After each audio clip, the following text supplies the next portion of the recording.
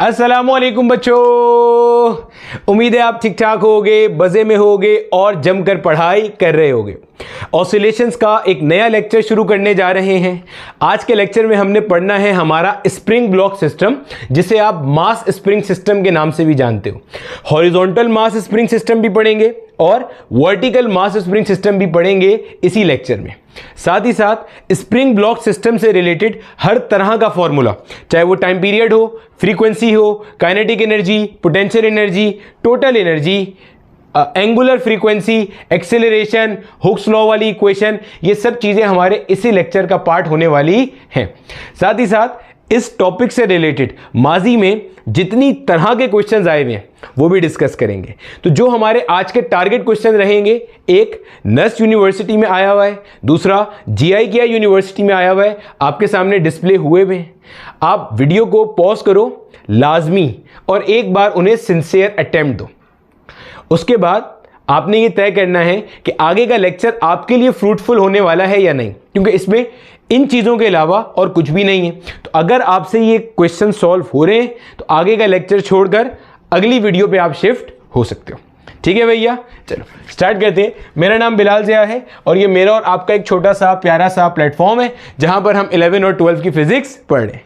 अच्छा बेटे, ये लेक्चर नंबर 9 है। इसका मतलब इससे पीछे मैं 8 लेक्चर कर चुका हूँ जिसमें हमारी बेसिक्स अच्छे से बिल्ड हुई भी है, तो जहन में रखिएगा ये बात। ठीक है, चलो अब देखो मेरा बेटा, हम लोगों ने जो बातें पढ़ी हुई हैं, हमने ये बात पढ़ी थी कि अगर कोई भी बॉडी हमारे पास सिंपल हार्मोनिक मोशन परफॉर्म करती है तो उसका जो मोशन है वो कैसा होना चाहिए, ऑसिलेटरी। एक बात मतलब SHM अगर कोई बॉडी परफॉर्म करती है तो आप कैसे डायग्नोज करोगे कि ये बॉडी SHM कर रही है, तो उसके हमने 3 पॉइंट्स देखे थे। मोशन शुड बी ऑसिलेटरी या वाइब्रेटरी। दूसरा पॉइंट था motion should be periodic in nature, यानी कि should repeat itself after fix intervals of time. तीसरा था उसका जो एक्सेलरेशन है और जो डिस्प्लेसमेंट है फ्रॉम द मीन पोजीशन, वो इस रिलेशन को ओबे करने चाहिए कि A is directly proportional to -x, यानी कि डिस्प्लेसमेंट बढ़ाने से A बढ़ रहा है, डिस्प्लेसमेंट कम करने से A कम हो रहा है। और या आप यूं भी कह सकते हो, इस रिलेशन को ऐसे भी लिख सकते हो, A is equal to -ω²x, यानी कि अगर आपके पास कोई बॉडी SHM परफॉर्म कर रही है तो उसकी एक्सेलरेशन और डिस्प्लेसमेंट का ये रिलेशन रहेगा। क्लियर हो गया। अब बात स्टार्ट करते हैं अपनी हॉरिजॉन्टल मास स्प्रिंग सिस्टम से। आप नोट करोगे कि आपके पास नई कोई चीज़ नहीं आएगी। पहले 8 लेक्चर में हमने जो कुछ पढ़ लिया है उसी का एक तरह से रिवीजन चल रहा होगा। हम सब कुछ पढ़ चुके हैं, बस मेन चीज़ क्वेश्चन सॉल्व करना है जो हमने आज की क्लास में करना है। देखो ये भैया हमारे पास मान लीजिए एक स्प्रिंग है और ये मेरा बेटा स्प्रिंग के साथ एक अदद कनेक्ट हुआ हुआ है हमारे पास मास। ठीक है, अच्छा, और ये स्प्रिंग जो है अभी ना तो स्ट्रेच हुआ हुआ है और ना कंप्रेस हुआ हुआ है, यानी कि ये मेरा बेटा स्प्रिंग की है नेचुरल लेंथ। कैसी लेंथ है, natural length. Sir natural length क्या होती है भैया? नेचुरल लेंथ वो होती है जिसके ऊपर स्प्रिंग ना तो आगे जाना चाहता है ना पीछे आना चाहता है। देखो अगर आप स्प्रिंग को दबा दोगे तो जैसे ही अपना हाथ हटाओगे आगे जाएगा, खींचोगे तो जैसे ही हाथ हटाओगे पीछे आएगा। जब वो अपनी नेचुरल लेंथ पर होगा तब वो ना आगे जाना चाहेगा ना पीछे आना चाहेगा। तो ये अभी आपका स्प्रिंग उसी नेचुरल लेंथ पर मौजूद है। तो हॉरिजॉन्टल मास स्प्रिंग सिस्टम के अंदर जो मीन पॉइंट होता है वो मेरा बेटा नेचुरल लेंथ के बिल्कुल साथ ही होता है। क्लियर हो गया। मीन पॉइंट को हम हमारा स्टेबल इक्विलिब्रियम पॉइंट भी कहते हैं कि यहां पे net force acting is 0। Clear है। अच्छा आगे देखो, अब मेरा बेटा मुझे एक बात बताओ, अगर मैं इस चीज को आगे खींचूं, गौर से सुनना, अगर मैं इस बॉडी पे फोर्स अप्लाई करूं और इसे ऐसे घसीट करके यहां पे ले आऊं, किसी एक पॉइंट पे ले आऊं, जैसे ही मैं छोड़ूंगा ये वापस जाएगा। इसका मतलब जब मैं इसके ऊपर फोर्स अप्लाई करके यहां ला रहा था तो इसमें एक रीस्टोरिंग फोर्स डेवलप हो रही थी, और जब मैंने अपनी अप्लाइड फोर्स हटाई तो वो रीस्टोरिंग फोर्स इसे वापस मीन पॉइंट पे ले जाने का सबब बन रही है। तो हम यहां पे कहते हैं कि जनाब इस मास स्प्रिंग सिस्टम के अंदर जो हमारी रीस्टोरिंग फोर्स होती है वो हुक्स लॉ के अकॉर्डिंग आती है। अच्छा भाई वो क्या होता है? हुक्स लॉ के अकॉर्डिंग जो रीस्टोरिंग फोर्स आती है that is given by minus K x. अगर आप गौर से देखोगे तो ये आपकी सिंपल हार्मोनिक मोशन की इक्वेशन भी थी, F equal minus K x. यानी कि यहां से आपको नजर आ रहा है कि जो रीस्टोरिंग फोर्स है that is directly proportional to the displacement of the body from the mean position. ठीक है, फिर देख लो ये क्या बता रहा है, इसके ऊपर अभी एक एक चीज का पोस्टमार्टम करते हैं। जैसे ही आप बॉडी को एक साइड पे लेकर गए, चाहे आप राइट पे ले जाओ तो रीस्टोरिंग फोर्स यहां आएगी, लेफ्ट पे ले जाओगे तो रीस्टोरिंग फोर्स वहां आएगी, क्योंकि रीस्टोरिंग फोर्स का काम क्या है? बॉडी का पोजीशन रीस्टोर करना, वापस लेकर आना। क्लियर है? तो यहां लेके जाओगे तो इधर लग रही है, यहां लेके जाओगे तो इधर लग रही है। यही चीज ये नेगेटिव साइन बता रहा है। नेगेटिव साइन यहां क्या बता रहा है कि F and X are anti parallel, F and X are anti parallel. अगर आपकी डिस्प्लेसमेंट पॉजिटिव डायरेक्शन में है, बॉडी यहां गई है, डिस्प्लेसमेंट पॉजिटिव एक्स पर है तो फोर्स नेगेटिव एक्स पर है। बॉडी यहां गई है, डिस्प्लेसमेंट नेगेटिव एक्स पे है तो फोर्स पॉजिटिव एक्स के होंगे। अच्छा, ये हो गया रीस्टोरिंग फोर्स, डिस्प्लेसमेंट। के क्या चीज है? के मेरा बेटा हमारे पास हुआ करता है फोर्स कांस्टेंट। जर्नल जब आपने अपनी एसएचएम की इक्वेशन पढ़ी थी जो कि थी F equal minus K x, इसमें के क्या था आपके पास? Force constant. यहां पर मास स्प्रिंग सिस्टम में आप इसी फोर्स कांस्टेंट को कहते हो स्प्रिंग कांस्टेंट। जहन में रखेंगे कि के हमेशा स्प्रिंग कांस्टेंट के बराबर नहीं होता। सिर्फ मास स्प्रिंग सिस्टम में आपका के क्या होगा? सिर्फ मास स्प्रिंग सिस्टम में आपका के स्प्रिंग कांस्टेंट के बराबर होगा, वरना जो एसएचएम परफॉर्म करता हुआ सिस्टम है उसमें फोर्स कांस्टेंट किसी और कैरेक्टरिस्टिक को शो कर रहा होगा। ठीक हो गया? देखो अब इसको अगर मुझे डिफाइन करना है, स्प्रिंग कांस्टेंट क्या बताता है मेरा बेटा? स्प्रिंग कांस्टेंट बताता है nature of the spring. Sir nature of the spring से क्या मुराद है? कि स्प्रिंग अच्छा है, बुरा है, फ्रेंडली है, गुस्से वाला है, ये बताता नहीं। स्प्रिंग की नेचर से मुराद ये है बच्चे, ये बताएगा कि आपका स्प्रिंग रिजिड है या नॉन रिजिड है। ये बताएगा आपका स्प्रिंग कितना स्टिफ है, कितना सख्त है। सर सख्त स्प्रिंग क्या होता है? आसान ज़बान में, आपने दुनिया भर में डिफरेंट स्प्रिंग्स तो देखे होंगे। एक तो बॉल पॉइंट में स्प्रिंग होता है, छोटा सा नन्हा सा।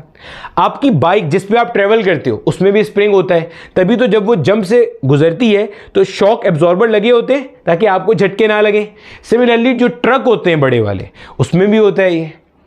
सिमिलरली आपका जो सोफा होता है उसमें भी स्प्रिंग होते हैं। तो क्या जितने भी स्प्रिंग हैं आपके ख्याल में ये सब एक जितने रिजिड हैं या एक जितने सॉफ्ट हैं या एक जितने हार्ड हैं? सर और आसानी से करके और आसान करके समझो। देखो अगर मेरे पास मान लो एक बाइक का स्प्रिंग है, एक ट्रक का स्प्रिंग है और एक बॉल पॉइंट का स्प्रिंग है, अगर मैं इन दोनों पर, इन तीनों पर, इन सारे जितने डिफरेंट टाइप ऑफ स्प्रिंग मैंने कंसीडर किए, इन सब पर मैं 10 न्यूटन की फोर्स लगाऊं इन्हें दबाने के लिए, अच्छे से सुनना, सब पर 10 न्यूटन 10 न्यूटन 10 न्यूटन की फोर्स लगाई इन्हें दबाने के लिए, तो क्या सब एक जितना कंप्रेस होंगे? नहीं। बॉल पॉइंट वाला बहुत ज्यादा दब जाएगा, ट्रक वाले को शायद कुछ भी ना हो, बाइक वाले को भी कुछ ना हो, सोफा वाला शायद थोड़ा सा दबेगा। Getting my point? तो ये जो चीज होती है ना कि 1 मीटर कंप्रेस करने के लिए या 1 मीटर स्ट्रेच करने के लिए कितने न्यूटन की फोर्स लगानी पड़ेगी, वो चीज यहां से पता चलती है। देखो ना इसका यूनिट क्या है, स्प्रिंग कांस्टेंट का अगर आपसे यूनिट पूछूंगा यहां से यूनिट निकाल लो, के क्या बन जाएगा? के का वैल्यू हो जाएगा मेरा बेटा F/x और यूनिट बनेगी न्यूटन पर मीटर। तो ये क्या बता रहा है? ये बता रहा है कि 1 मीटर स्ट्रेच यानी कि अपनी नेचुरल लेंथ से ज़्यादा करने के लिए या 1 मीटर कंप्रेस अपनी नेचुरल लेंथ से कम करने के लिए, 1 मीटर स्ट्रेच या कंप्रेस करने के लिए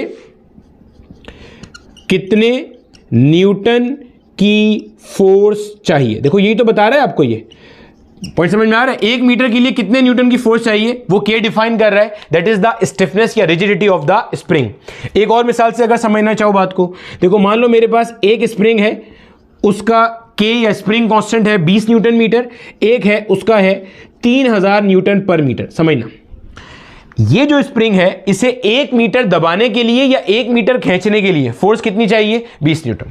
इस वाले स्प्रिंग को 1 मीटर दबाने या खींचने के लिए फोर्स कितना रिक्वायर्ड है? 3000 न्यूटन। तो गोया ये ज्यादा सख्त है, ज्यादा रिजिड है और ये वाला कम है। क्लियर हो गया? चलो आगे देख लो अब जल्दी से। अब मेरा बेटा हमें ये बात पता है, आपने भी एक बात पढ़ ली, जैसे ही मैं इस बॉडी के ऊपर फोर्स अप्लाई करके यहां पर लाऊंगा तो इसमें एक रीस्टोरिंग फोर्स डेवलप हो रही होगी, that is given by Hooke's law. अब सोचो, जैसे ही मैं अपनी अप्लाइड फोर्स हटाऊंगा ये बॉडी क्या होगी? शूं करती हुई यहां जाएगी, शुंग ना भी करे तो जाएगी तो मीन पॉइंट की तरफ ही, तेजी से जाएगी, एक्सेलरेट करती हुई जाएगी, वेलोसिटी बढ़ रही होगी। वेलोसिटी क्या होगी? बढ़ रही होगी। इसका मतलब बॉडी एक्सेलरेट करती हुई जा रही है जब वेलोसिटी चेंज हो रही है, और अपने को ये बात पता है कि मीन पॉइंट पे वेलोसिटी क्या होती है? मैक्सिमम होती है। तो अगर मैं यहां पर देखो गौर से, अगर मैं इसके अंदर f की जगह पे एम ए अप्लाई कर दूं तो M A will be equal to minus K X, which means A will be equal to minus का K upon M into x. के क्या है? Spring constant. एम क्या है? वो मास जो ऑसिलेट कर रहा है। तो गोया दोनों कांस्टेंट है। कांस्टेंट अपॉन कांस्टेंट को अगर मैं हटाता हूं तो A is directly proportional to minus X. गोया कि आपको नजर आ रहा है कि आपका mass spring system simple harmonic motion perform कर रहा है। बोलो भैया, हमने क्या पढ़ा था? जो बॉडी एसएचएम परफॉर्म करेगी उसका मोशन कैसा होना चाहिए? ऑसिलेटरी। तो क्या इस मास का मोशन ऑसिलेटरी है? Yes sir. देखो ना, आपने यहां ले जाके छोड़ा, रीस्टोरिंग फोर्स यहां लाई, इनर्शिया आगे लेके जाएगा, फिर रीस्टोरिंग फोर्स यहां लाएगी, इनर्शिया यहां लेके जाएगा, और इस तरह से आपकी ये बॉडी अपनी जिंदगी जी रही होगी। तो ऑसिलेटरी मोशन है। पीरियोडिक है? बिल्कुल है। क्यों है? क्योंकि भैया हम पढ़ रहे हैं कि फोर्स ऑफ फ्रिक्शन जीरो है, फ्री ऑसिलेशन का कॉन्सेप्ट पढ़ रहे हैं, डैम्प्ड ऑसिलेशन अभी तक नहीं पढ़ी, तो पीरियोडिक भी होगा। क्लियर है? सिमिलरली ये साबित करना था, ये हमने साबित कर लिया, acceleration of the body during vibration is directly proportional to displacement from the mean position. Clear है? गुड। अब देखो, ये मेरा बेटा हमारी स्टैंडर्ड इक्वेशन है। इस इक्वेशन को अगर मैं इससे कंपेयर करता हूं, ए की जगह ए लिखा, माइनस की जगह माइनस, एक्स की जगह एक्स, ओमेगा स्क्वायर की जगह पे आपको क्या लिखा नजर आ रहा है? ओमेगा स्क्वायर की जगह लिखा नजर आ रहा है के बाय एम। तो भाई साहब ये एक फॉर्मूला आ गया। ये एंगुलर फ्रीक्वेंसी है, ये स्प्रिंग कांस्टेंट है, ये मास है। अगर मुझे ओमेगा का वैल्यू चाहिए, ओमेगा का वैल्यू क्या बनेगा? Under root k by M. Clear हो गया? वेरी इंपॉर्टेंट फॉर्मूला, बहुत दफा अभी यूज करने वाले हैं। अब अगर आपसे कोई बोले भाई इस मास स्प्रिंग सिस्टम का टाइम पीरियड कैलकुलेट कर दीजिए, टाइम पीरियड क्या होता है? Time required to complete one cycle. यहां से छोड़ा था, ऐसे गया नेगेटिव एक्सट्रीम पर, वापस आया पॉजिटिव एक्सट्रीम पर, एक साइकिल हो जाएगा। इस साइकिल का टाइम पीरियड का फॉर्मूला क्या है? 2 पाई बटे ओमेगा, ऐसे ही है। तो 2 पाई बटे में ओमेगा का वैल्यू आ जाएगा under root k by m. पलट देंगे तो क्या बनता है? 2 pi under root m by k. भाई साहब जब ये पलटेगा, ये 1 upon under root k by m है, जब ये ऊपर जाएगा तो एम अपॉन के हो जाएगा पलटने के बाद। क्लियर है? ये टाइम पीरियड आ गया। इसी तरह से मेरा बेटा अगर आपको बोला जाए फ्रीक्वेंसी निकाल कर बता दीजिए, ये तो सर एंगुलर फ्रीक्वेंसी थी, ये कौन सी फ्रीक्वेंसी है? मेरा बेटा इसको हम कहते हैं सिंपल फ्रीक्वेंसी या लीनियर फ्रीक्वेंसी, कोई भी नाम दे दो। Number of cycle completed by a body in 1 second. 1 second में बॉडी ने कितना चक्कर मारा? F will be equal to 1 upon T. एक फॉर्मूला तो ये होता है, यहां से भी निकाल लो भाई। अब इस पूरी चीज को पलटना है यहां पे, तो 1 अपॉन, इसी को पूरा लिख दिया, 2 by under root m by k. Clear हो गया? अब 1 अपॉन 2 पाई को तो रहने दिया मेरा बेटा मैंने एज इट इज, इसको जब वापस पलटूंगा तो ये क्या बन जाएगा? के अपॉन एम। यही फॉर्मूला आप एक और तरह से भी निकाल सकते हो। ओमेगा का एक फॉर्मूला होता है मेरा बेटा 2 pi into F, angular frequency का, यहां से भी निकाल सकते हो। अगर यहां से निकालना हो, f will be equal to omega divided by 2 pi, तो 1 अपॉन 2 पाई मल्टीप्लाई में आ गया ओमेगा, और ओमेगा वहां पे कितना दिया हुआ है चेक करो, ओमेगा दिया हुआ है मेरा बेटा के बाय एम। बोलो समझ आ गया? क्लियर है? इतना ऐसा कॉपी कर लो, आगे की कुछ इक्वेशन और पढ़ें। ये एंगुलर फ्रीक्वेंसी की इक्वेशन, ये टाइम पीरियड की इक्वेशन, ये फ्रीक्वेंसी की इक्वेशन, ये एक्सेलरेशन की इक्वेशन, ये रीस्टोरिंग फोर्स की इक्वेशन। एक चीज और ध्यान में रखना, जब कभी भी आपका एग्जामिनर आपको स्प्रिंग कांस्टेंट निकालने बोलेगा तो आप ये एक्सप्रेशन यूज कर लेना, माइनस साइन मत लगाना। भैया ये माइनस साइन सिर्फ ये बता रहा है कि restoring force and displacement are always anti parallel in a simple harmonic motion. जल्दी से कॉपी कर लो। अब देखो मेरा बेटा, हमने हमारी वेलोसिटी की इक्वेशन पढ़ी हुई है, वेलोसिटी डिस्प्लेसमेंट वाली इक्वेशन याद होगा ना।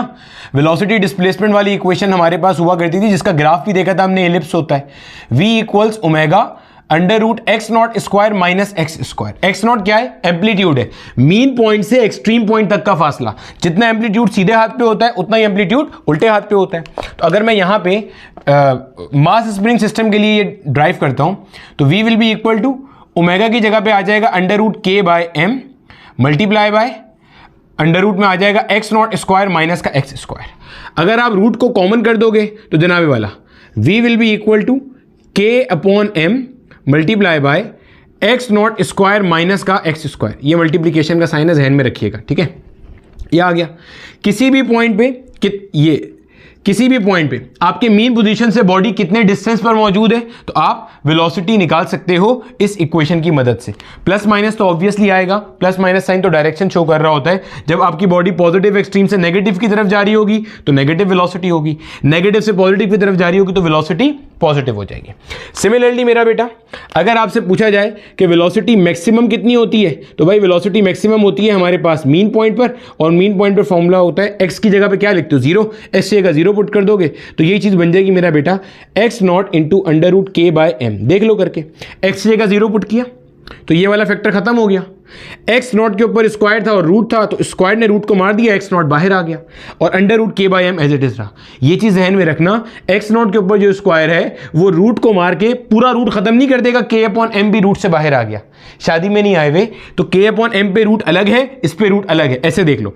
एक्स को जीरो करके खत्म किया तो स्क्वायर ने ये वाला रूट मार दिया, तो एक्स नॉट बाहर आ गया। ये वही फॉर्मूला जो आपने पहले पढ़ा हुआ है, ओमेगा इंटू एक्स नॉट वाला, जिसके सवाल भी बहुत सारे लगाए हैं हमने, सही है ना, मैक्सिमम वेलोसिटी का फॉर्मूला। सिमिलरली मेरा बेटा मिनिमम वेलोसिटी कहां पे होती है, मिनिमम वेलोसिटी आपके पास होती है एक्सट्रीम पॉइंट पर, और एक्सट्रीम पॉइंट पे वेलोसिटी, एक्सट्रीम पॉइंट को कैसे डिफाइन करते हैं, x equal plus minus x not, और वहां पे वेलोसिटी क्या हो जाएगी, जीरो हो जाएगी। एक्स नॉट पुट करोगे, माइनस करोगे जीरो हो जाएगा, मल्टीप्लाई करोगे answer will come out to be zero.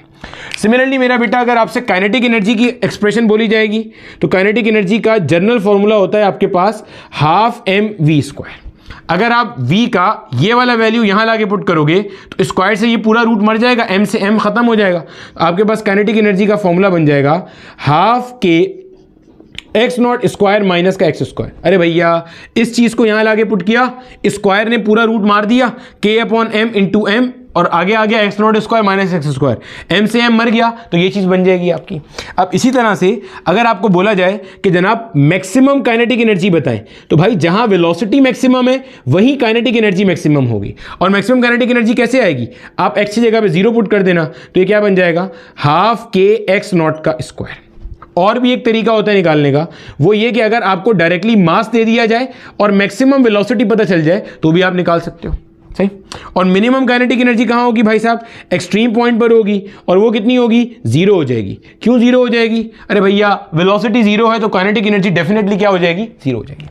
Similarly मेरा बेटा अगर आपसे पोटेंशियल एनर्जी के बारे में पूछा जाएगा, तो पोटेंशियल एनर्जी का जर्नल फॉर्मूला जो हमने ड्राइव किया था वही एज इट इज चलेगा, that is you not plus half के एक्स स्क्वायर। यू नॉट है initial potential energy of the body at the mean position, और हाफ के x square oscillating potential energy है।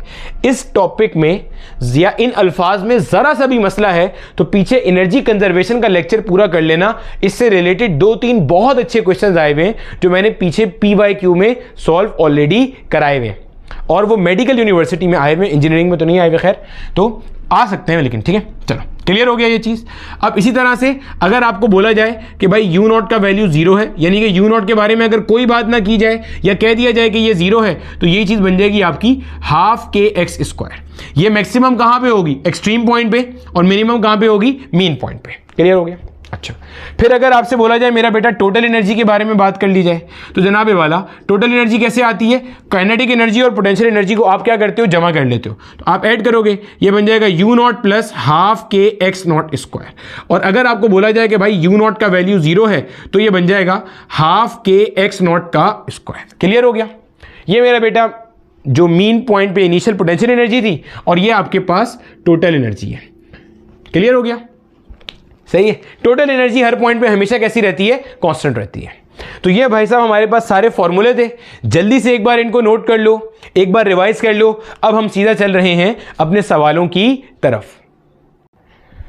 देखो मेरे बच्चे, आपके सामने 2 क्वेश्चन मेंशन हैं। पहला सवाल NED 2009 में आया हुआ है, दूसरा सवाल डाउ यूनिवर्सिटी में 2013 में आया हुआ है। वीडियो को पॉज करेंगे, सवाल को एक अटेम्प्ट देंगे। चलो जल्दी से देख लो। 1 2 हो गया, चलो देख लो भैया। कहता है यार 2.5 kilogram body is attached to a spring of a spring constant 250 newton per metre. ठीक है, 1 मीटर कंप्रेस या स्ट्रेच करने के लिए 250 न्यूटन फोर्स चाहिए इस स्प्रिंग को।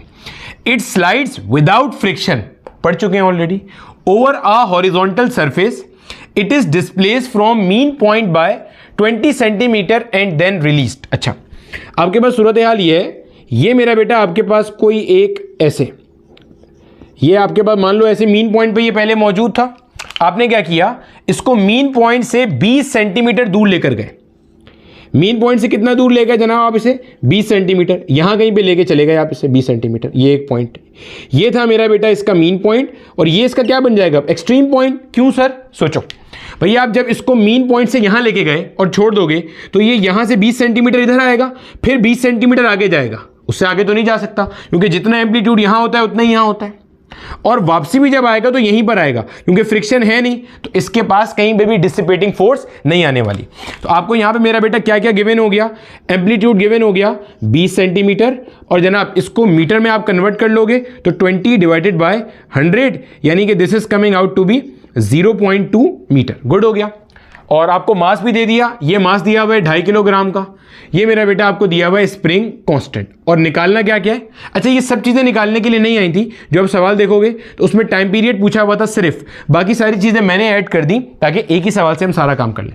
टाइम पीरियड निकालना है तो जनाबे वाला टाइम पीरियड का फॉर्मूला क्या होता है, 2π√m divided by k। Clear हो गया मेरा बेटा, ये आ जाएगा हमारे पास 2π, m की जगह पे क्या आएगा 2.5, 2.5 को मैं लिख सकता हूं 25 इंटू 10⁻⁻1, सिंपल हो गया, सही। सिमिलरली अपॉन में आता है k, k कितना है भैया 250, 250 का मतलब हो गया 25 इंटू 10। क्लियर है जनाब, 25 से 25 कैंसिल हो गया, ये क्या बनता है मेरे पास 2π, ऊपर बच गया 1 अपॉन में ये 10, और ये वाला 10 मल्टीप्लाई होकर हो जाएगा 100। सही हो गया, 100 को रूट से बाहर निकाल लेंगे तो क्या बन जाएगा 2π डिवाइडेड बाय 10।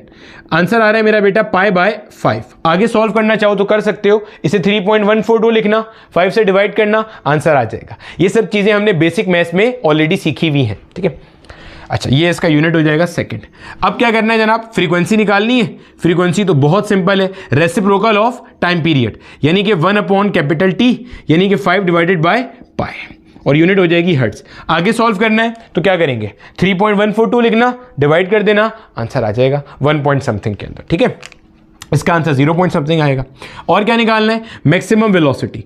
मैक्सिमम वेलोसिटी का हमें पता है कहाँ पे होती है, मीन पॉइंट पे होती है, और फॉर्मूला क्या होता है ω/x0, ठीक है। और ओमेगा क्या है, √k/m। अभी तो पढ़ा था आपने, a = -k/m इंटू एक्स, तो k/m को रिलेट किया था तो ये बन गया था, ठीक है, मल्टीप्लाई बाय x0। अब आपको देख लो भैया क्या क्या पता है, k/m पता है, बिल्कुल पता है, वैल्यू पुट कर देंगे लाके। k कितना है 250, और जनाबे वाला m कितना है 2.5, 2.5 को 25 इंटू 10⁻⁻1 लिखा जा सकता है, और x0 कितना है 0.2, यानी कि मैं लिख सकता हूँ 2/10, रूट के बाहर आई है, ठीक है। 25 से 25 मर गया, यहाँ 10 बच गया, ये नीचे वाला 10 ऊपर जाएगा तो 10 10 हो जाएगा 100। देखो भैया 25 से 25 मर गया, यहाँ 10 बच गया, सही है। अरे भैया ये 25 इंटू 10 लिखा हुआ है, 25 से 25 मर गया, 10 बच गया, ये 10 ऊपर गया, 10 10 हो गया 100। 100 को रूट से बाहर निकाला तो 10 आ गया, ये हो जाएगा 2 डिवाइड बाय 10, 10 से 10 मर गया, आंसर आता है 2 मीटर पर सेकेंड। ये मैक्सिमम वेलोसिटी है जो कहाँ पे आ रही है, मीन पॉइंट पे। अब क्या निकालना है, अब निकालना है एक्सेलरेशन। एक्सेलरेशन का क्या फॉर्मूला है, -k/m इंटू एक्स। ये आपके पास जनरल फॉर्मूला है। आपको कौन सी एक्सेलरेशन निकालनी है, मैक्सिमम। मैक्सिमम एक्सेलरेशन कहां पे होती है, एक्सट्रीम पॉइंट पे। एक्सट्रीम पॉइंट पे ये क्या हो जाएगा, x0 हो जाएगा, वैल्यूज प्लेस कर देंगे भाई साहब।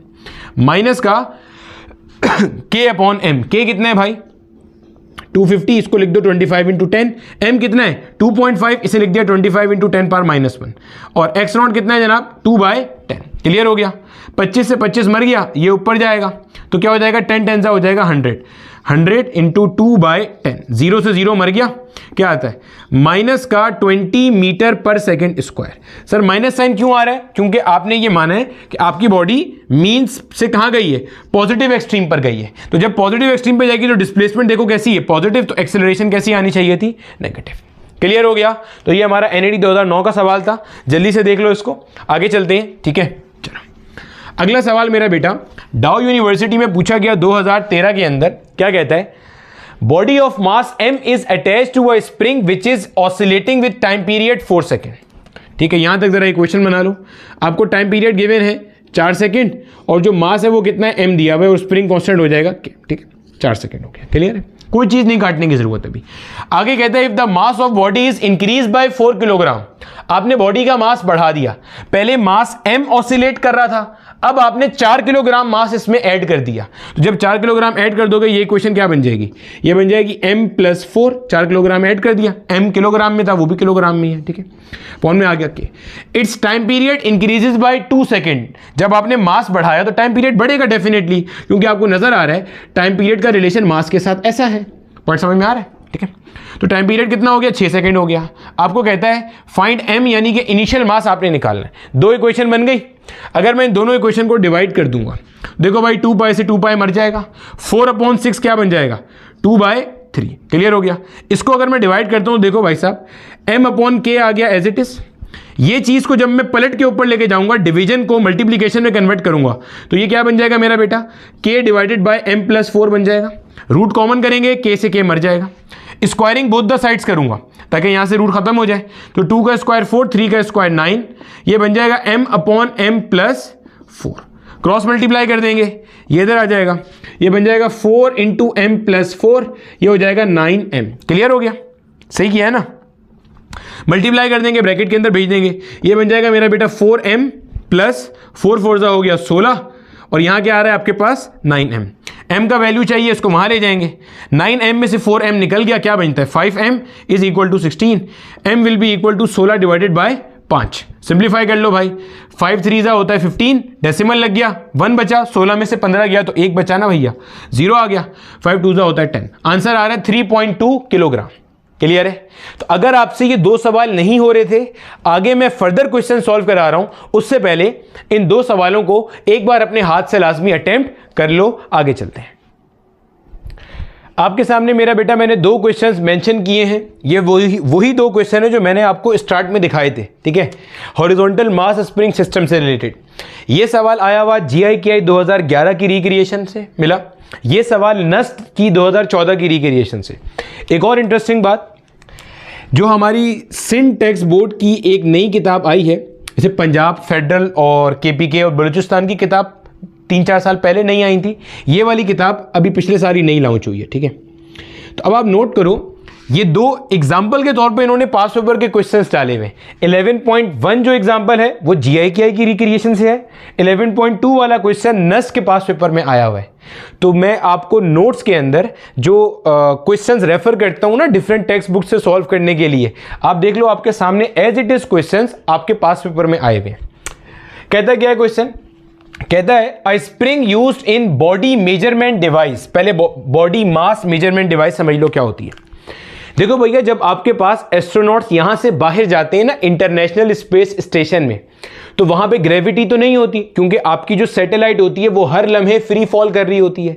आप अपना वेट या बॉडी का मास कैसे मेजर करते हो? सर वेट और मास अलग अलग है, मुझे पता है। मास कैसे मेजर करते हो? मास मेजर करने के लिए आप वेइंग मशीन पे खड़े होते हो, ग्रेविटी की वजह से आप उसके सरफेस को प्रेस करते हो, उस पर पॉइंटर आगे जाता है, आप अपना मास पढ़ लेते हो, 80 किलो, 70 किलो, 100 किलो, 200 किलो, जितना भी आपका मास होता है, ऐसे ही करते हो। अच्छा, अब जब इंटरनेशनल स्पेस स्टेशन में कोई मासूम सा एस्ट्रोनॉट गया हुआ है, उसे अपना मास मेजर करना है, वहां पे ग्रेविटी तो है नहीं, तो वो वेइंग मशीन पे खड़ा ही नहीं हो सकता। वेइंग मशीन अलग लहराती हुई घूम रही होगी, वो भाई साहब अलग घूम रहे होंगे। अब क्या करें? वहां पे ये डिवाइस इस्तेमाल होती है, बॉडी मास मेजरमेंट डिवाइस। कैसी होती है भाई? एक कुर्सी होती है, उस पर एस्ट्रोनॉट बैठता है, उसके साथ स्प्रिंग लगा हुआ होता है, वो ऐसे ऑसिलेट करना शुरू करता है, अपने मीन पॉइंट के अबाउट में ऑसिलेट करना शुरू करता है। जब वो ऑसिलेट करना शुरू करता है तो उसका time period of oscillation note कर लिया जाता है। जब टाइम पीरियड ऑफ ऑसिलेशन पता चल गया तो आपको पता है SHM परफॉर्म कर रहा था 2 पाई √m/k। देखो स्प्रिंग कांस्टेंट आपको पता होता है, क्योंकि आपने ही तो वो स्प्रिंग और चेयर वहां रखी है, ठीक हो गया। मास आपको पता होता है, और यहां पे जो मास होता है वो टोटल मास होता है भैया। टोटल मास से क्या मुराद है? मैंने आपको अभी क्या पढ़ाया था, ये m से क्या मुराद है? जो मास ऑसिलेट करेगा। तो ऑसिलेट कौन करता है? कुर्सी पे बैठा हुआ एस्ट्रोनॉट। तो कुर्सी भी आगे पीछे हो रही है, एस्ट्रोनॉट भी आगे पीछे हो रहा है, तो ये मास होता है टोटल मास, यानी कि कुर्सी प्लस एस्ट्रोनॉट का मास।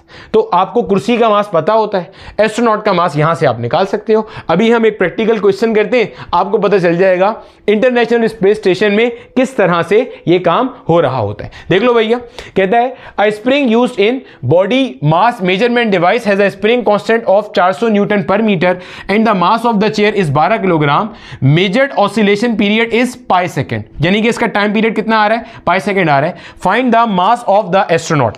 और आप जब एग्जांपल 11.1 देखोगे, बहुत करीब करीब वैल्यूज दी हुई हैं, जो यहां पे वैल्यूज हैं इसी के मिलती जुलती वैल्यूज इन्होंने एग्जांपल में दी हुई हैं, जो 2011 में क्वेश्चन आया और ये बुक आई है 2022 में, 10 साल पुराना। ठीक है, चलो टाइम पीरियड की जगह पे आपने डाल दिया पाई है, 2 पाई आ गया as it is. Total mass मेरा बेटा जो एस्ट्रोनॉट का मास होगा प्लस 12 किलो तो आपकी चेयर का ही मास है, इन दोनों का मास मिला के टोटल मास है, अपॉन में आपका आ गया 400। क्लियर हो गया, 400। ठीक है, पाई से पाई मर गया, यहां 1 बच गया आपका, ये बन जाएगा मेरा बेटा 1 विल बी इक्वल टू 2। और अगर मैं 400 को रूट से बाहर निकाल लूं, देखो भैया मैं 400 को ऐसे लिख सकता हूं 4 मल्टीप्लाई बाय 100। तो भैया जब 4 रूट से बाहर आएगा 2 हो जाएगा, 100 रूट से बाहर आएगा तो 10 हो जाएगा। ब्रैकेट में आ गया, सॉरी ब्रैकेट बोल रहा हूं, रूट में आ गया m प्लस 12। क्लियर है? अच्छा, 2 से 2 मर गया, ये 10 डिवाइड हो रहा है, वहां जाके मल्टीप्लाई हो जाएगा, तो ये हो गया भाई 10 मल्टीप्लाई हो गया, 10 1 से 10 हो गया, ये हो गया अंडर रूट m प्लस 12। अब क्या करेंगे, स्क्वायरिंग बोथ द साइड, तो 10 का स्क्वायर हो गया 100 will be equal to m plus 12। भैया 12 को वहां बेच के माइनस कर देंगे तो m आ जाएगा 100 माइनस 12, यानी कि आंसर आ रहा है आपका 88 किलोग्राम। ये कोई मेरे जैसा एस्ट्रोनॉट है, बस ज्यादा पढ़ा लिखा है इसलिए वहां पे गया है। ठीक है, चलो क्लियर हो गया भाई साहब। इस तरह से हम body mass measurement device use करते हैं to find out the mass of a body, जो कि कहां मौजूद है, एस्ट्रोनॉट में मौजूद है। ठीक हो गया, अब अगला सवाल देख लो। अच्छा, अगला सवाल बहुत इंटरेस्टिंग क्वेश्चन है और इसके अंदर आपको कॉम्बिनेशन ऑफ टॉपिक्स मिले हुए हैं। कॉम्बिनेशन ऑफ टॉपिक्स से क्या मुराद है, देखो काइनेमेटिक्स पढ़ते हुए हमने पढ़ा था कॉन्सेप्ट ऑफ फ्रिक्शन, और अब यहां पे हमने पढ़ा एसएचएम। तो मैं आपको बोलूंगा पहले आप एक बार वीडियो को पॉज करो और इस सवाल को एक सिंसियर अटेम्प्ट लाजमी दो, बहुत अच्छा क्वेश्चन है, मजा आएगा। तो भैया एक बार इसको अटेम्प्ट कर लिया होगा आपने। ठीक है, देखो कहता है a block is kept on a horizontal table. मान लो मेरा बेटा यहां पे हमारे पास कोई एक टेबल है और उसके ऊपर आपने रखा हुआ है अपना कोई एक ब्लॉक। ठीक है, table is undergoing SHM with a frequency of 3 hertz. आपकी जो टेबल है, ये टेबल पूरी, ये ऐसे मेरा बेटा मान लो इस पॉइंट के अबाउट में टू एंड फ्रो मोशन कर रही है। ठीक है, coefficient of static friction between block and the table surface. Table का सरफेस यकीनन रफ है, तभी तो फ्रिक्शन है, तो ब्लॉक और टेबल के सरफेस के दरमियान का कोफिशिएंट ऑफ फ्रिक्शन दिया हुआ है 0.72। कहते हैं find the maximum amplitude of the table eight which the block does not slip on the surface. पहले कहानी को समझो, देखो इस ब्लॉक के ऊपर एक है मेरा बेटा इसका वेट जो कहां एक कर रहा होगा, इन द डाउनवर्ड डायरेक्शन। एक है मेरा बेटा normal reaction of the table N, वो कहां पे एक्ट कर रहा होगा, अपवर्ड।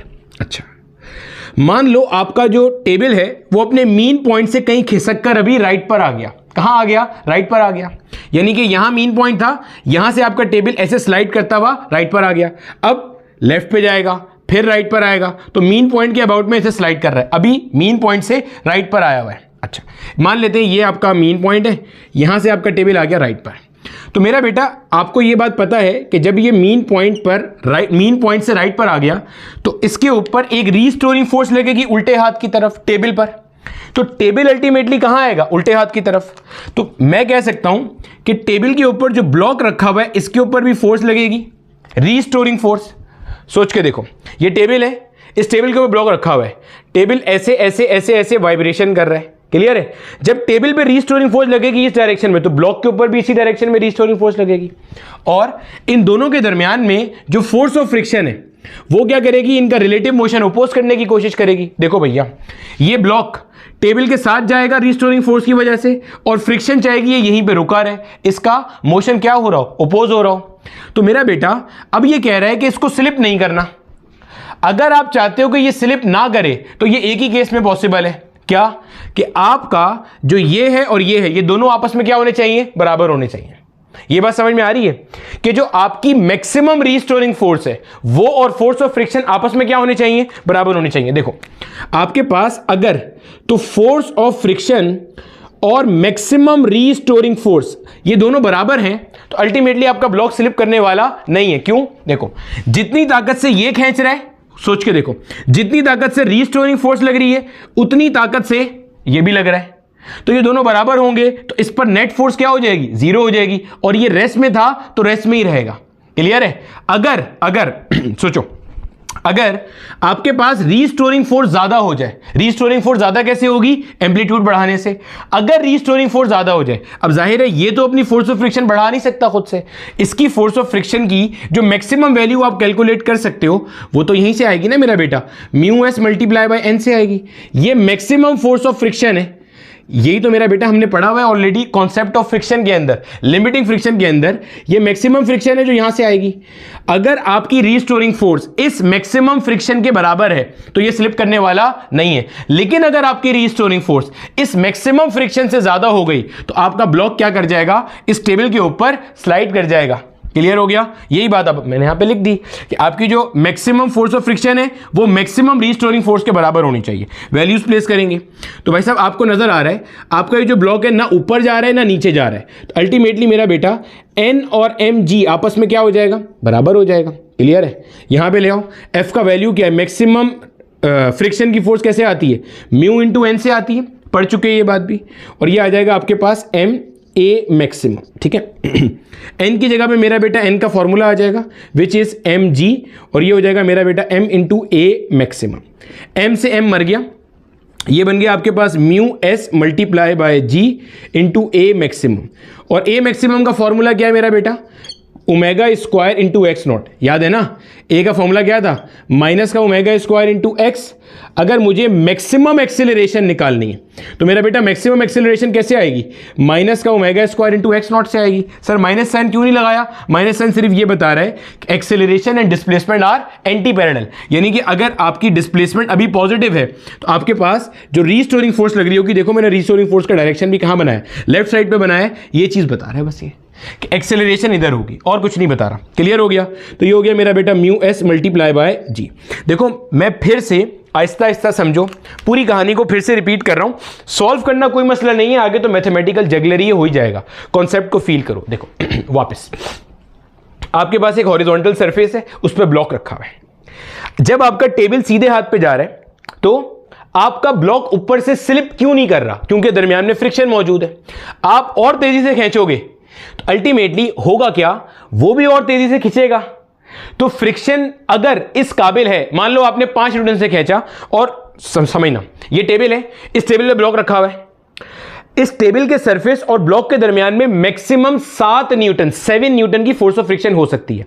आपने 5 न्यूटन से खींचा, ब्लॉक के ऊपर भी 5 न्यूटन लगा, टेबल ने 5 न्यूटन से इसको रोक लिया।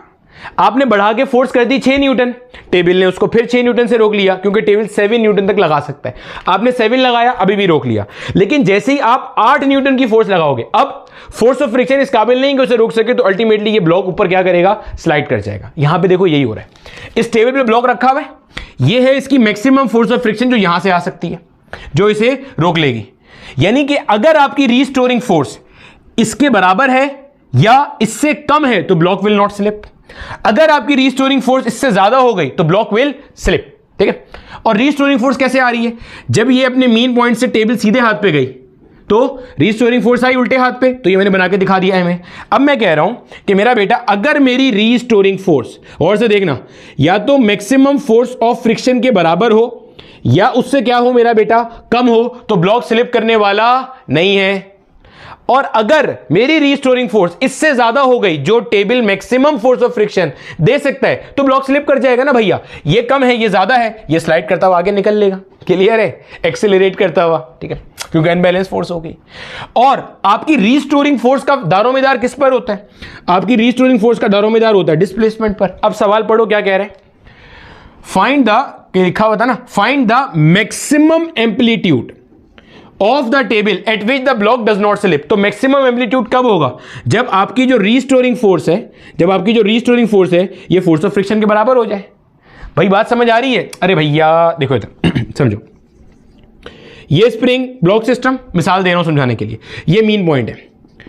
अगर मैं इसे मीन पॉइंट से 1 मीटर दूर लेके जाऊंगा तो रीस्टोरिंग फोर्स कुछ आएगी, अगर इसे 1 और मीटर दूर ले जाऊंगा तो रीस्टोरिंग फोर्स बढ़ जाएगी। तो भैया एम्पलीट्यूड बढ़ाया तो रीस्टोरिंग फोर्स क्या हो गई, बढ़ गई।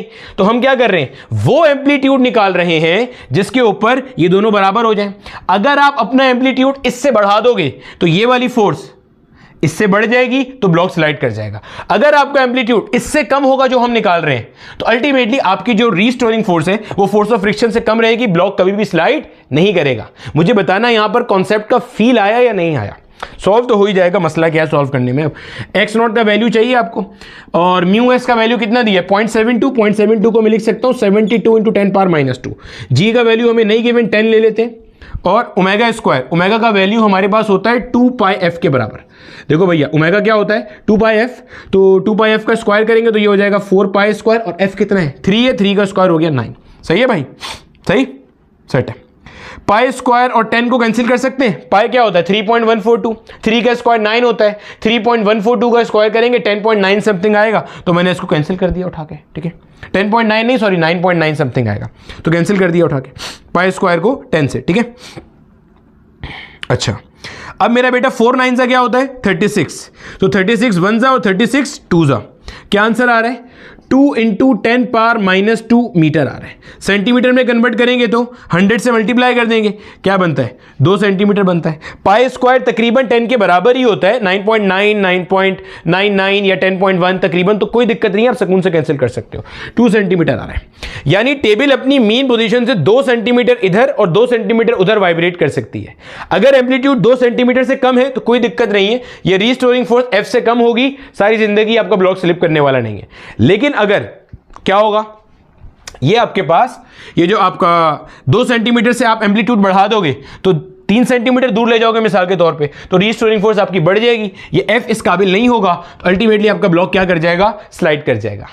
ऐसा सवाल भी बन सकता है कि आपसे पूछने पे ब्लॉक की एक्सेलरेशन बता दो, तो निकाल लेंगे। कैसे, पहले अनबैलेंस फोर्स निकालेंगे, ये कितनी है, फिर इसमें से माइनस कर देंगे, फिर जो आंसर आएगा उसे ma से इक्वेट कर देंगे, हमारा आंसर बन जाएगा। एक्सेलरेशन भी निकाल सकते हैं। तो ये सारे क्वेश्चंस हमारे मैकेनिक्स में पॉसिबल है। कॉपी कर लें, आगे चलते हैं। अब देखो मेरे बच्चे, जिस तरह आपके पास एक हॉरिजॉन्टल मास स्प्रिंग सिस्टम होता है, बिल्कुल ऐसे ही अब आपने उसे ऐसे सस्पेंड कर दिया, लटका दिया। जो आपका हॉरिजॉन्टल मास स्प्रिंग सिस्टम था, पढ़ के आए थे, नेचुरल लेंथ के बाजू में मीन पॉइंट था, अब उसको आपने ऐसे वर्टिकली सस्पेंड कर दिया। देखो भैया, जब हम इसको वर्टिकली सस्पेंड कर देंगे तो क्या सूरत हाल होगी। ये मान लो मेरा बेटा, आपके पास आपके स्प्रिंग की नेचुरल लेंथ है और उसके साथ ये आपका मास मौजूद है। अभी आपने यहां पर इस मास को होल्ड किया हुआ है। क्यों सर, ये जो मेरा बेटा मैंने अभी आपके सामने एक इसकी लेंथ लिखी है ना, ये है इसकी natural length, natural length of the spring. जब आपका हॉरिजॉन्टल मास स्प्रिंग सिस्टम था, जो मैंने अभी आपको शो भी किया था यहां पर, ये मान लो आपका हॉरिजॉन्टल मास स्प्रिंग सिस्टम है, तो इसके अंदर मेरा बेटा जो हमारे पास मीन पॉइंट था वो नेचुरल लेंथ के बाजू में था। ये बात आपने पढ़ी थी अभी थोड़ी देर पहले। जो आपका मीन पॉइंट था वो कहां था, नेचुरल लेंथ के बराबर में था। और इसको मीन पॉइंट इसलिए कहते हैं कि यहां पे मेरा बेटा नेट फोर्स क्या होती है, 0 होती है। लेकिन अभी आपने यहां मास को होल्ड किया हुआ, देखो अब जैसे ही मैं अपना हाथ हटाऊंगा तो इसके ऊपर क्या फोर्स एक्ट कर रही होगी, मेरा बेटा इसका वेट एक्ट कर रहा होगा। पहले तो मैंने अपने हाथ से इसे रोका हुआ था, जब वेट एक्ट करेगा तो ये अल्टीमेटली कहां आ जाएगा, नीचे आ जाएगा। इसका मतलब मीन पॉइंट यहां पर नहीं होगा। तो पहली चीज अपनी कॉपी में ये नोट कर लेना कि मीन पॉइंट नीचे शिफ्ट हो जाएगा due to force of gravity in the case of vertically suspended mass spring system. अब ये नीचे कितना जाएगा, अभी देख लेते हैं इसको। ये मेरा बेटा मान लेते हैं इसकी नेचुरल लेंथ के अराउंड था, ठीक है, ये इसकी नेचुरल लेंथ थी। ये भी हमें आगे यूज़ भी करनी होगी, कोई टेंशन नहीं है, अभी सब समझते हैं। फॉर्मूले सब सेम रहेंगे, कॉन्सेप्ट सारे सेम रहेंगे, कुछ भी चेंज होने वाला नहीं है। अब मेरा बेटा ये क्या होगा, ये आपका जो स्प्रिंग है ये अपनी नेचुरल लेंथ से खींचेगा। कितना खींचेगा देखो, और खींचने से होगा क्या ये भी समझ लो। देखो मेरा बेटा, आपका स्प्रिंग अपनी नेचुरल लेंथ से खींचा। क्यों खींचा, क्योंकि फोर्स ऑफ ग्रेविटी इस पे एक्ट कर रही थी और फोर्स ऑफ ग्रेविटी इसको कहां पुल कर रही है, नीचे की तरफ। जब ये अपनी नेचुरल लेंथ से थोड़ा सा खींचेगा, स्ट्रेच होगा, तो अकॉर्डिंग टू हुक्स लॉ इसमें रीस्टोरिंग फोर्स जनरेट होगी, F = -kx से बिल्कुल जनरेट होगी। तो ये तब तक नीचे खींचता रहेगा जब तक के ऊपर जनरेट होने वाली फोर्स mg के फैक्टर को कैंसिल ना करते हैं। फिर समझो, मैंने यहां हाथ रखा हुआ था, जैसे ही हटाया फोर्स ऑफ ग्रेविटी मास को कहां लेके जा रही है, नीचे। और एक और चीज ध्यान में रखना, हमारे पूरे केसेस के अंदर हमारा स्प्रिंग आइडियल होता है। जब स्प्रिंग आइडियल होता है तो इसका कोई मास कंसीडर नहीं किया जाता। लिख लेना, आपको अक्सर सवालों में आइडियल स्प्रिंग मिलेगा। तो आइडियल स्प्रिंग आपका होता है जिसका मास 0 होता है। क्लियर है?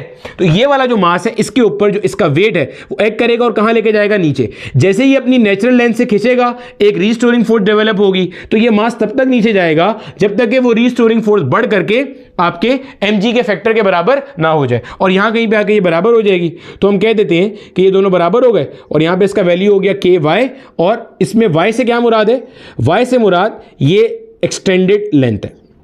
y से मुराद क्या है मेरा बेटा, ये एक्सटेंडेड लेंथ। यहां कहीं लिख भी लेते हैं, y क्या है, y है मेरा बेटा एक्सटेंडेड लेंथ। कई सारे टीचर्स और कई सारे ऑथर्स इसको e से भी, छोटे वाले e से भी शो करते हैं। कई सारे ऑथर्स इसको x नॉट से भी शो करते हैं। कई सारे ऑथर्स इसे x से भी शो करते हैं, कुछ d से भी शो करते हैं। डजेंट मैटर, कोई फर्क नहीं पड़ता, आप समझ जाना। अब मैं फिर से एक बार ये कहानी रिपीट कर रहा हूं, आप इसको देख लो कि हमारे पास इस लेंथ की क्या सिग्निफिकेंस है। देखो भैया, ये मेरा बेटा आपके पास स्प्रिंग की नेचुरल लेंथ है। जब आपके हॉरिजॉन्टल सिस्टम पे था ना स्प्रिंग, तो ये जो आपकी नेचुरल लेंथ थी, इस नेचुरल लेंथ के बाजू में ही आपका मीन पॉइंट रखा हुआ था। अब जब आपने इसे सस्पेंड कर दिया तो इस पॉइंट पे नेट फोर्स तो 0 नहीं हो रही, एक अनबैलेंस फोर्स वेट मौजूद है। इसकी वजह से आपका मास कहां आ गया, नीचे आ गया। कब तक नीचे आएगा, जब तक कि ऊपर की सिंप में आने वाली फोर्स वेट को पूरा कैंसिल ना कर दे। तो यहां पे मेरा बेटा ये जो अब आपका है ना वर्टिकल मास स्प्रिंग सिस्टम में, ये मेरा बेटा आपके पास अब हो जाएगी आपकी मीन पोजीशन।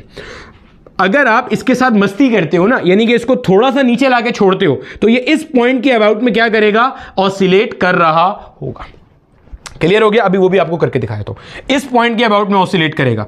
और यहां पे नेट फोर्स 0 है, तो आप ध्यान में रखेंगे मीन पोजीशन पर चूंकि नेट फोर्स 0 होती है, इसीलिए इसे स्टेबल इक्विलिब्रियम पॉइंट कहते हैं। तो आप कहोगे यहां पे mg और ky आपस में क्या होगा, बराबर होगा। कई सारी दफा हम ये इक्वेशन यूज करेंगे। अगर यहां से आपको स्प्रिंग कांस्टेंट की वैल्यू निकालनी है तो k will be equal to mg divided by y से आ जाएगा। क्लियर हो गया? ये एक्सप्रेशन बहरहाल आपने जहन में रखनी है। और ये एक्सप्रेशन कहां पर है, वर्टिकली सस्पेंडेड स्प्रिंग के लिए है, मीन पोजीशन की एक्सप्रेशन। क्लियर है? अब मेरा बेटा अगर मैं इसको थोड़ा सा नीचे ले जाके छोड़ दूं, मान लो ये इधर ले आया मैं, एज इट इज है, ठीक है।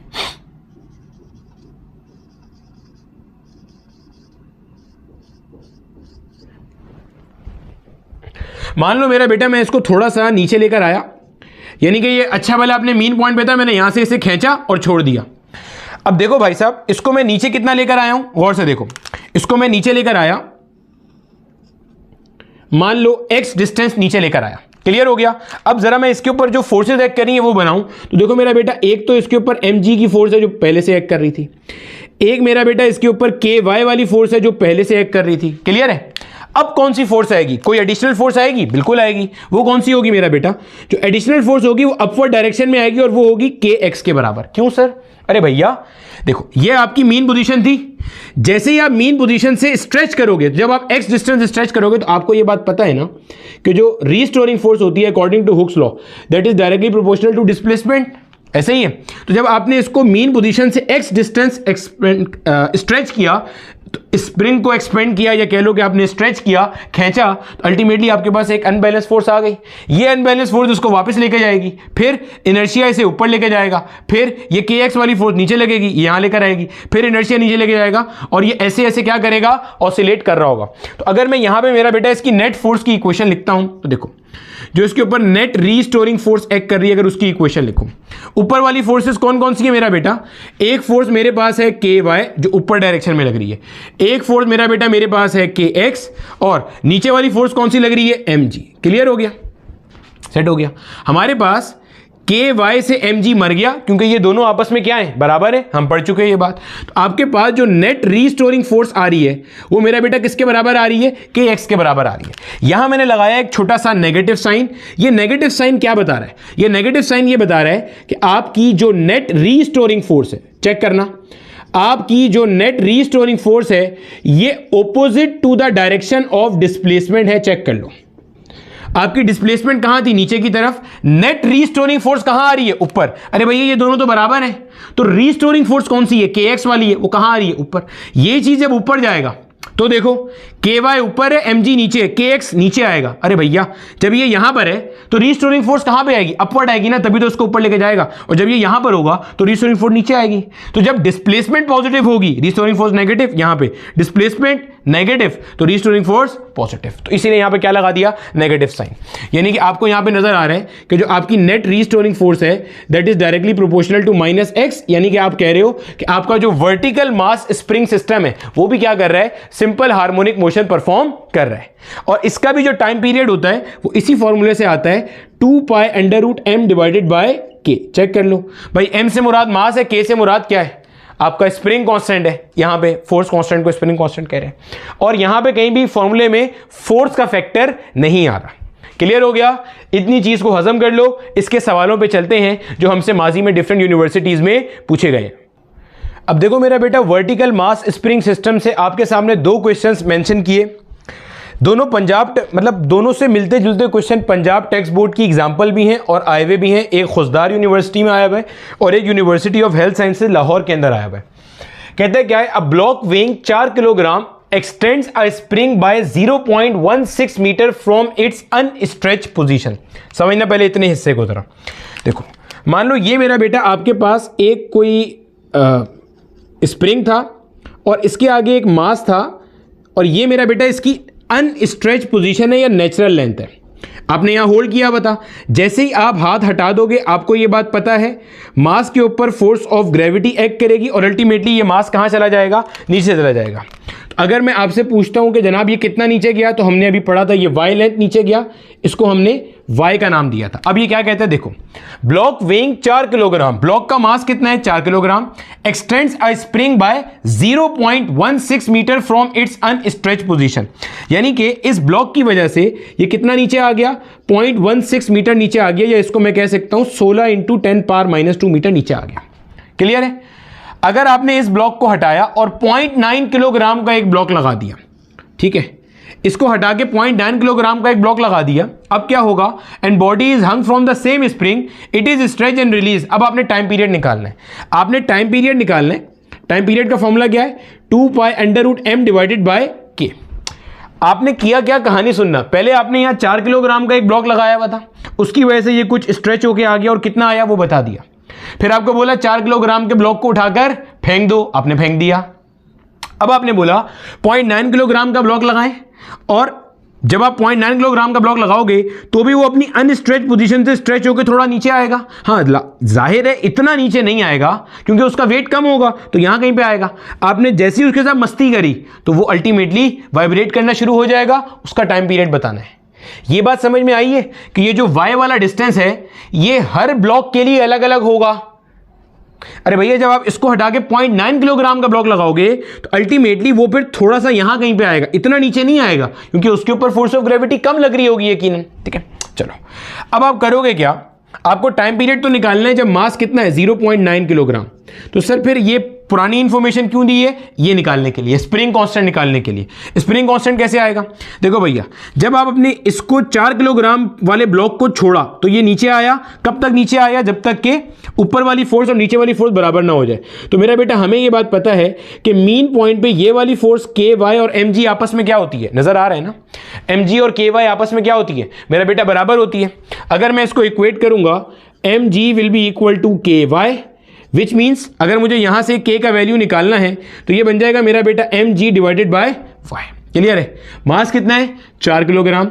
ग्रेविटेशनल एक्सेलरेशन ले ली हमने 10, और मेरा बेटा हमारे पास y कितना दिया है? 0.6 मीटर, जिसको मैं लिख सकता हूं 16 × 10⁻²।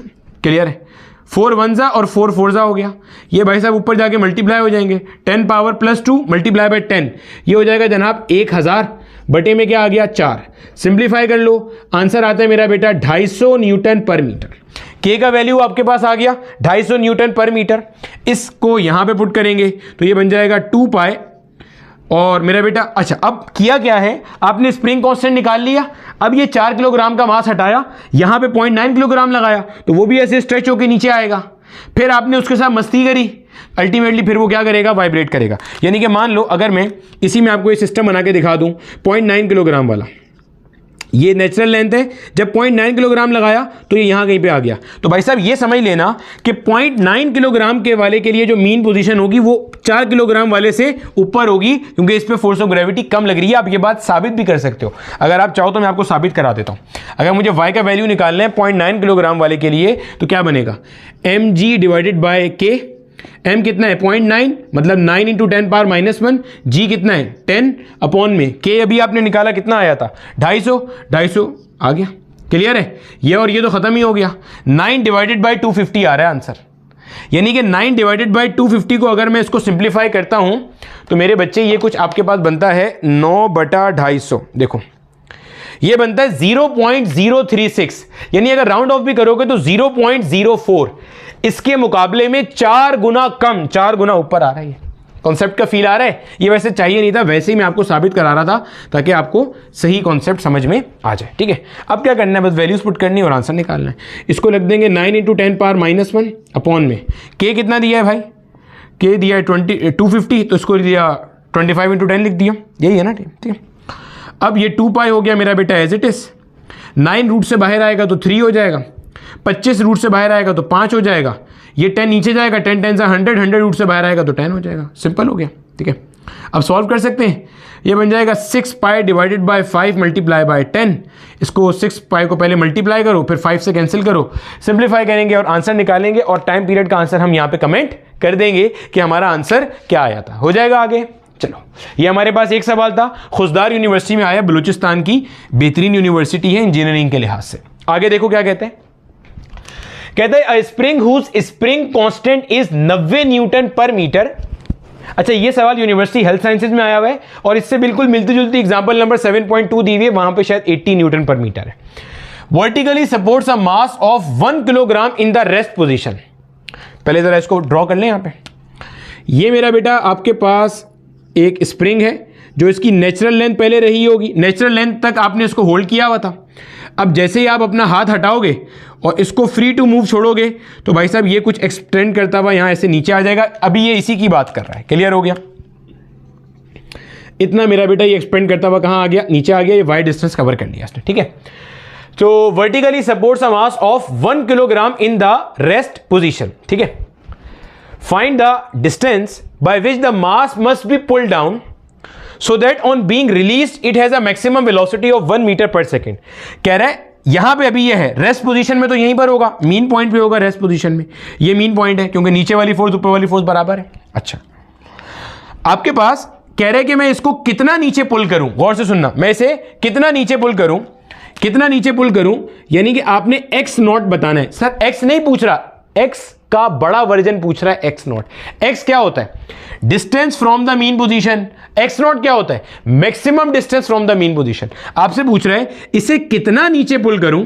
देखो, नीचे पुल करने से क्या होगा, ये वापस मीन की तरफ आएगा और मीन की तरफ आते हुए वेलोसिटी क्या होती है, बढ़ती है। एक्सट्रीम पॉइंट पे तो जीरो होती है। जब आप नीचे पुल करोगे एक्सट्रीम पॉइंट पे वेलोसिटी जीरो होगी, जैसे ही छोड़ोगे मीन की तरफ जाएगा वेलोसिटी बढ़ेगी, क्योंकि रीस्टोरिंग फोर्स कहां लग रही है, ऊपर लग रही है, अभी पढ़ा था।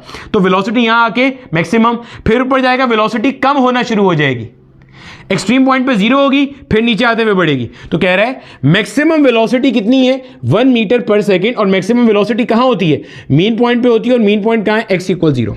अगर आपको याद है मैक्सिमम वेलोसिटी का फॉर्मूला मेरा बेटा हमारे पास हुआ करता था ओमेगा x नॉट, यानी कि अगर मुझे x नॉट चाहिए तो यहां से आ जाएगा। मैक्सिमम वेलोसिटी मुझे ऑलरेडी गिवन है, बस मुझे क्या चाहिए, ओमेगा चाहिए। और मास स्प्रिंग सिस्टम में ओमेगा कैसे आता है, √k/m से आ जाता है। के आपको गिवन है, यस सर, के हमें गिवन है 90, और मेरा बेटा मास कितना है 1। सिंप्लीफाई कर लेंगे, क्या बन जाएगा, 9 मल्टीप्लाई बाय 10 बन रही है। 9 का रूट 3 होता है, 10 का रूट क्या ले लोगे, 3.2 ले लो, 3.1 ले लो, जो दिल करता है इसको कर सकते हो। 3.1 वैसे ज़्यादा बेहतर रहेगा आंसर। ठीक है भैया, मैं बगैर कैलकुलेटर के कर रहा हूँ, तो 10 का रूट मैंने 3.1 ले लिया, 9 का रूट मैंने 3 ले लिया। सिंप्लीफाई कर लेंगे, 3 1 = 3, 3 3 = 9, 9.3 रेडियन पर सेकेंड आपके पास क्या आ गया मेरा बेटा, ओमेगा आ गया। अब क्या चाहिए आपको, v, ये वाली इक्वेशन यूज कर लेंगे, v maximum will be equal to मेरे बच्चे omega x naught. Maximum velocity दी 1 मीटर पर सेकेंड, ओमेगा कितना आया 9.3 मल्टीप्लाई बाय एक्स नॉट। ये चीज़ यहाँ मल्टीप्लाई और इधर आके डिवाइड हो जाएगी। सिंप्लीफाई करोगे आंसर आ जाएगा, कुछ आंसर इसका 0.11 मीटर के अराउंड आ रहा होगा। सवाल समझ में आया? इसको अगर मैं 0.11 मीटर नीचे ले जाके छोड़ दूंगा तो जब ये ऊपर आएगा तो इस पॉइंट पे इसकी मैक्सिमम वेलोसिटी कितनी होने वाली है? 1 मीटर पर सेकेंड। कॉपी कर लो, आगे चलते हैं। मेरे बच्चे एक सवाल आपके सामने और मेंशन है, क्वेश्चन आया हुआ है ETEA के अंदर, education testing and evaluation agency Khyber Pakhtunkhwa के अंदर टेस्ट कंडक्ट करती है 2017।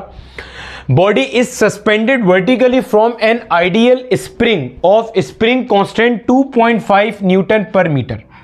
आपको स्प्रिंग कांस्टेंट दे दिया 2.5 newton per metre. The spring is initially in the resting position, यानी कि मेरा बेटा आपका जो स्प्रिंग है वो ऐसे रेस्टिंग पोजीशन के अंदर है, यानी अपनी नेचुरल लेंथ से नीचे आया हुआ होगा, एक्सटेंड हुआ होगा, और यहाँ पे जो वेट है वो और मेरा बेटा ये के वाई वाली फोर्स आपस में क्या होगी? बराबर होगी। आगे कहता है दिस बॉडी इज स्ट्रेच, ये जो बॉडी आपने कनेक्ट किया हुआ है इसको आपने स्ट्रेच किया और छोड़ दिया, तो भाई साहब ये अपने इस मीन पॉइंट के अबाउट में क्या करेगा? ऑसिलेट करेगा। मोशन इज डिफाइंड बाय, आगे आपको इक्वेशन दी हुई है जिससे आपका मोशन डिफाइन हुआ है। Find the maximum kinetic energy of the body.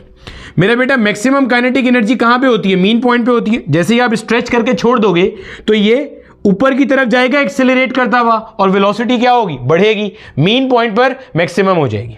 तो वो बतानी है। मैक्सिमम काइनेटिक एनर्जी का फॉर्मूला हमें पता है कितना होता है? हाफ के एक्स नॉट का स्क्वायर। के भाई साहब ये रहा, एक्स नॉट चाहिए। ये इक्वेशन पढ़ना हम बहुत दफ़ा सीख चुके हैं, इसे अपनी स्टैंडर्ड इक्वेशन से कंपेयर कर लो।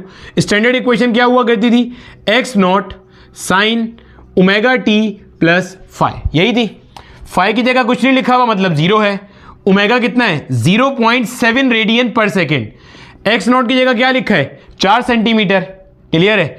एक्स नॉट कितना आ गया आपका? 4 सेंटीमीटर, और सेंटीमीटर का मतलब हो गया 10 पावर -2, तो ये हो गया भाई साहब मीटर के अंदर। भाई सेंटीमीटर से मीटर में कैसे जाते हैं? डिवाइडेड बाय 100 या multiply by 10 to the power -2 आ जाएगा ये आंसर। वैल्यूज प्लेस कर देंगे। हाफ के कितना है? ये रहा 2.5, लिख सकता हूं इसे 25/10। क्लियर है? और एक्स नॉट का स्क्वायर, तो जनाब 4 × 10 पावर -2 के ऊपर क्या आ जाएगा? स्क्वायर, तो ये हो गया 25/10। ये आ गया भाई साहब हाफ। 4 का स्क्वायर 16, 10 पावर -4। जो मर रहा है मार दो। 2 1 जा 2, 8 जा होता है मेरा बेटा 16। सही किया है। ये 10 एज इट इज रहने दो। 8 को भाई साहब 25 से अगर मैं मल्टीप्लाई करूं, 25 4 जा होता है 100, तो 25 8 जा क्या हो जाएगा? 200 मल्टीप्लाई बाय 10 पावर -4 अपॉन में आ गया 10। एक 0 से एक 0 मर गया। 20 × 10 पावर -4 यानी कि 2 × 10 पावर -3। भैया ये 2 × 10 लिखा जाएगा, एक 10 से एक और 10 मर जाएगा, तो 2 × 10 पावर -3 जूल मेरे पास क्या होने वाली है? मैक्सिमम काइनेटिक एनर्जी होने वाली है। और ये कहां पे होगी? मीन पॉइंट पे। इसको आप यूं भी कह सकते हो 2 मिली जूल मेरे पास मैक्सिमम काइनेटिक एनर्जी होने वाली है। क्लियर हो गया? सिमिलरली अगर इसके अंदर आपसे बॉडी का मास पूछ लेता, अभी बॉडी का मास नहीं पूछा था, अगर आपसे बॉडी का मास पूछ लेता फिर क्या करते? तो भाई साहब आपको यह बात पता है कि जनाबे वाला इसके अंदर आपके पास ओमेगा स्क्वायर बराबर होता है के बाय एम के। एम को वहां ले जाते तो m will be equal to k divided by omega square. तो के आपको पता है 2.5, ओमेगा यहां से देखो कितना दिया हुआ है? 0.7 दिया हुआ है, तो ये हो जाएगा 0.7 का स्क्वायर। क्लियर हो गया? ऐसे निकालते हैं मास। सिंप्लीफाई करोगे इसका आंसर 5.102 किलोग्राम टाइप का कुछ आंसर आ रहा होगा। तो मास भी आपको निकालना सिखा दिया। ठीक है, तो ये चीजें पूछ सकता है, मास पूछ सकता था वो बता दिया, बाकी मैक्सिमम काइनेटिक एनर्जी तो इसने पूछी हुई थी। कॉपी कर लो, आगे चलते हैं। देखो मेरे बच्चे, आपके सामने मैंने एक और क्वेश्चन मेंशन किया है, Pakistan institute of engineering and applied sciences 2023, बिल्कुल रिसेंट पिछले साल में आया हुआ क्वेश्चन है। क्लियर है? 2024 में लेक्चर बन रहा है। इस सवाल के अंदर कहानी ये थी कि इस सवाल में ज़्यादातर बच्चों ने इसको छोड़ दिया। जिन्होंने इस सवाल को सॉल्व किया उन्होंने इसका आंसर ये मार्क किया था ऑप्शन डी। ठीक है, मेरी रिकमेंडेशन यही रहेगी कि आप पहले इस सवाल को एक बार खुद से सिंसियर अटेम्प्ट दो। ये भी आपका कॉम्बिनेशन ऑफ टॉपिक का क्वेश्चन है, आपको देख के ही नजर आ रहा है इन इलास्टिक कोलिजन का लफ्ज यूज हुआ है, और कोलिजन के कॉन्सेप्ट हमने मोशन एंड फोर्स के अंदर जब डायनामिक्स वाला सेक्शन पढ़ रहे थे वहां मैंने आपको डिटेल से पढ़ाए थे। क्लियर है? चलो 1 2 देखो, कहता है left block in the given figure collides inelastically with the right block and sticks to it. अच्छा, पहले जरा इतनी सिचुएशन को एनालाइज करो। यहां पे कोई ब्लॉक है जो v वेलोसिटी से मूव करता हुआ आ रहा है और इससे टकराता है, टकराने के बाद इसके साथ जुड़ जाता है, स्टिक कर जाता है, और ये दोनों साथ में जाते हैं। साथ में कहां जाते हैं? राइट साइड पे जाते हैं। क्लियर है? साथ में कहां जाते हैं? राइट साइड पे जाते हैं। ये लिखा हुआ है amplitude of the resultant SHM, ये स्प्रिंग लगा हुआ है, तो जाहिर है जब ये सीधे हाथ पे जाएंगे तो ये यहां से जितना दूर जाएंगे, ये यहां से जितना दूर जाएंगे ब्लॉक, ये x0 डिस्टेंस होगा, और वही बेसिकली क्या होगा? आपका एम्पलीट्यूड होगा। तो आपको बोल रहा है इसका आपने एम्पलीट्यूड बताना है, जिसके बाद ये फिर SHM हो रहा होगा। क्या यूज हुआ है? In elastic collision. हमें याद है इन इलास्टिक कोलिजन में हमारे पास हमारा मोमेंटम कैसे रहा करता था? कंजर्व रहा करता था। काइनेटिक एनर्जी तो नहीं होती कंजर्व, वो तो इलास्टिक में होती है। मोमेंटम कंजर्व होता है दोनों के अंदर, ठीक है। तो अगर मोमेंटम कंजर्वेशन की बात करता हूं तो initial momentum will be equal to final momentum. तो इनिशियल आपके पास देखो क्या क्या चीज है, एक ये ब्लॉक है, एक ये ब्लॉक है। जो आपका उल्टे हाथ वाला ब्लॉक है उसका मास m है, मूव कर रहा है सीधे हाथ की तरफ विद वेलोसिटी v। सीधे हाथ की वेलोसिटी को आपने पॉजिटिव ले लिया। जो आपका राइट साइड का ब्लॉक है उसका मास भी m है और वो मूव नहीं कर रहा, पहले रेस्ट के ऊपर है मीन पोजीशन पे, तो वेलोसिटी क्या हो गई? 0। फाइनली जब वो स्टिक कर गए तो भाई साहब ये दोनों जब स्टिक कर गए तो मेरा बेटा टोटल मास कितना हो जाएगा? m प्लस m हो जाएगा। अरे भैया जब ये आगे इससे टकरा जाएगा तो टोटल मास कितना हो जाएगा? 2m हो जाएगा, m प्लस m। यानी कि मैं इसे क्या लिख सकता हूं? 2m डायरेक्टली भी लिख सकता हूं।